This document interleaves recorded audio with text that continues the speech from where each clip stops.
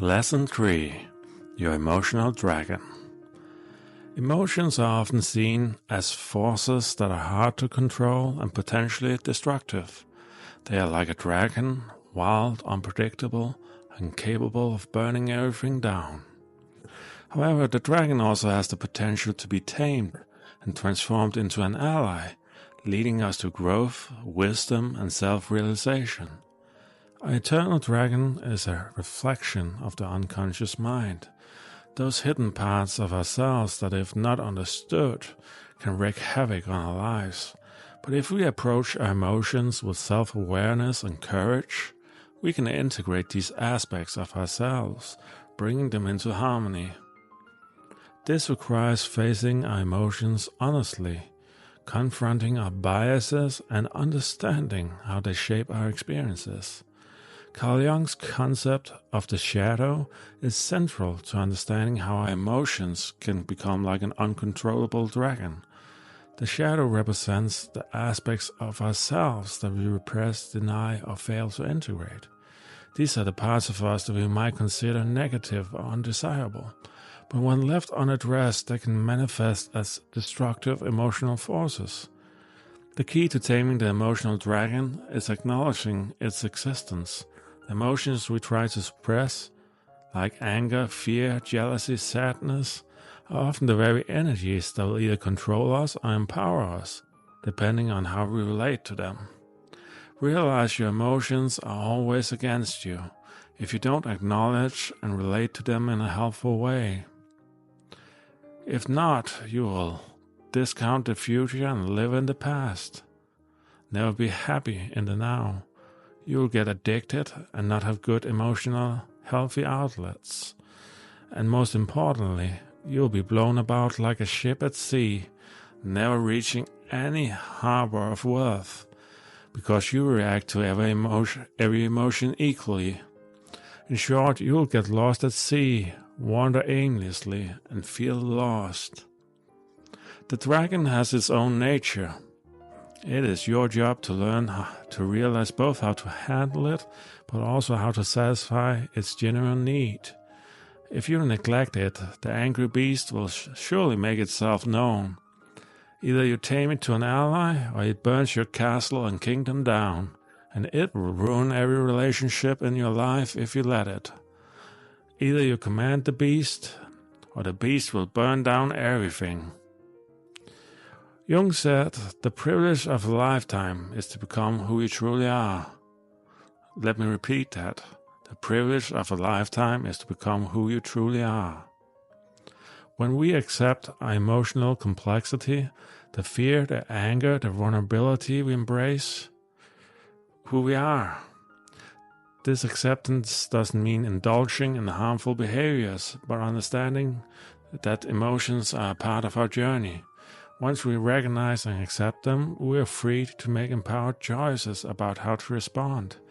When we fail to face the shadow, as Jung puts it, it governs our actions unconsciously, much like an angry dragon burning down everything in its path.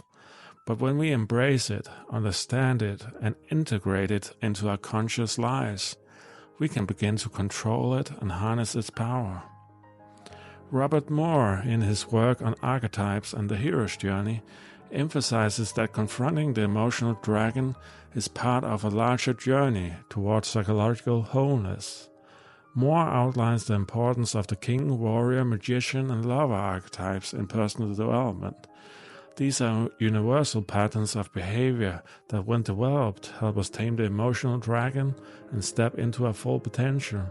In his book, King, Warrior, Magician, Lover, Moore discusses how the warrior archetype is particularly relevant to managing emotions. The warrior is about courage, discipline, and resilience, qualities that are essential when confronting difficult emotions. It is not about suppressing emotions, but learning to act with integrity, strength when they arise. A person who embraces the warrior within them learns to meet the emotional dragon head-on, acknowledging it without fear and acting with confidence. Meanwhile, the king archetype, as Moore explains, is about leadership, self-control, and nobility of spirit. When we face our emotional dragon, the king within us must step forward. Instead of allowing our emotions to run wild, the king or queen exercises sovereignty over them, guiding us with wisdom and temperance. Wisdom, courage, and temperance, making the unseen seen. You'll need all these to achieve the self-insight to deal with your dragon and the games it play. Moore explains, a mature king or queen knows how to provide protection and order, not only for others but also for their own emotional life. His or her rule over his emotions or her emotions is not about domination but about balance. When we embody the king or queen archetype, we begin to treat our emotions as noble advisors, understanding their role in our emotional and psychological well-being. The king or queen doesn't suppress the dragon, but challenges its power with wisdom and purpose. So what are some practical steps to tame the emotional dragon? 1. Acknowledge the shadow. Recognize that your emotions, even the negative ones, are part of who you are. Don't deny or repress them. Step 2. Confront your emotions just as the warrior faces battle. Face your emotions directly.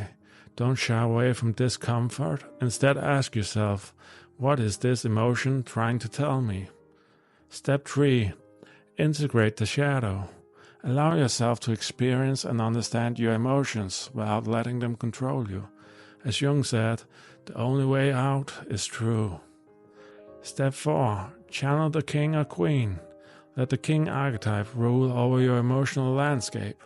Lead yourself with wisdom, compassion, and control. Step 5. Embrace emotional growth. View emotional challenges as opportunities for growth. Just as the hero grows stronger through trials, you will grow emotionally through your willingness to confront your dragon. Your emotional dragon need not be feared or ignored.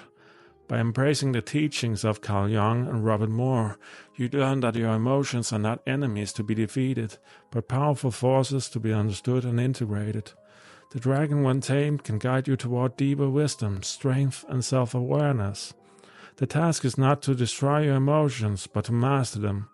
By facing them, integrating them, and channeling their energy, you will transform the emotional dragon into an ally that propels you toward your highest potential. You see, emotions are often seen as our enemies, something to avoid, suppress, or control. But emotions are there for a reason. They are messengers, telling us what we need and what we value. When we ignore these messages, we are essentially neglecting our dragon, and it will make itself known with its mischief. Learning to understand your emotions, how they operate, and what they require from you is the first step in taming the beast and harnessing its power. In modern life, we tend to discount the future and focus on immediate gratification. This is a dangerous cycle when we neglect long-term happiness for short-term pleasure, often through emotional reactions that feel good in the moment but lead to deeper dissatisfaction in the future. This is when the emotional dragon becomes a beast of indulgence, using coping strategies like addiction, escapism, or numbing techniques. Dr. John Gottman, renowned for his work in emotional intelligence and relationships, explains how unchecked emotions can lead to disastrous outcomes in relationships and also with self-esteem. If you don't address the root cause of emotional neglect, you can create cycles of emotional destruction.